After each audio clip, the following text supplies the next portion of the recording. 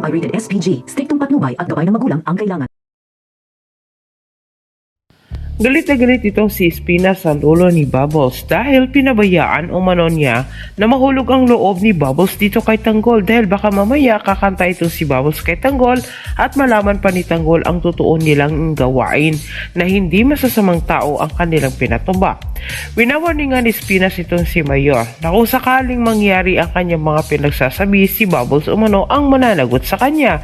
Pero depensa naman ni Tanda, hindi umano lahat ng oras nakabuntot sila kay Tanggol kahit hindi umano nila masiguro na babantayan niya ito. Hirit niya na bakit umano pinag-iingatan pa nito ni Espinas ang buhay ni Tanggol, gayong sila din naman ang kikitil sa buhay nito.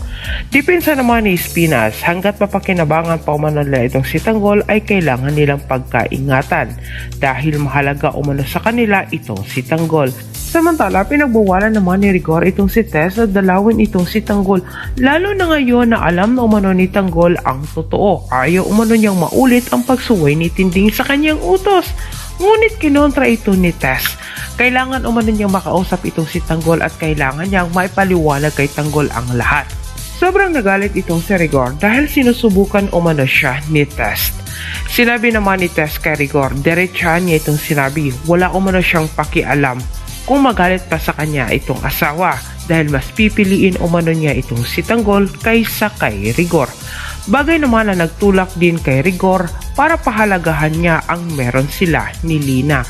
Narinig ni David ang pag-aaway ni Rigor at ni Tess kahit kinakabahan siya sa posibleng mangyari. Ngayon ilalagay naman ni David ang kanyang sarili sa kapahamakan. Tumakbo sa isip ni David na kailangan umano niyang maunahan itong si Tanggol kahit gumawa ng paraan itong si David para pumuslit din siya sa mansyon.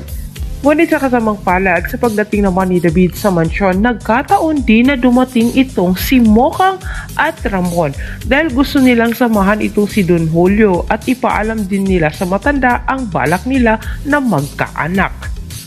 Sa kabilang banda, dumating na itong si Bubbles at Tanggol sa kulungan at ibinalita nila kay Espinas na gawa nila ng maayos ang pinapatrabaho nito. Natutuwa naman itong si Espinas.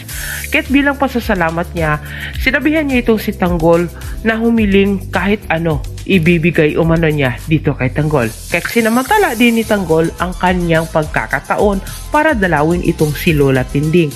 Kanyang sinabi kay Espinas na gusto umano niyang makita ang kanyang lola kahit hindi man umano siya magpakita nito basta masilip lang niya ang kanyang pamilya. Parang nakakita ng multo ang mga katropa ni Tanggol nang bigla namang lumitaw itong si Tanggol sa Quiapo. Tinanong nila kay Tanggol kung paano nangyari na ito ay nakalabas sa kulungan pero hindi nagsabi si Tanggol ng kahit anong impormasyon dahil binabawalan siya ni Espinas. Sa mga oras na iyon, nakauwi na itong si David galing sa mansyon dahil siya napaatras, natakot din siya na baka magkaharap sila ni Mokang at matuldukan ang kanyang pagpapanggap.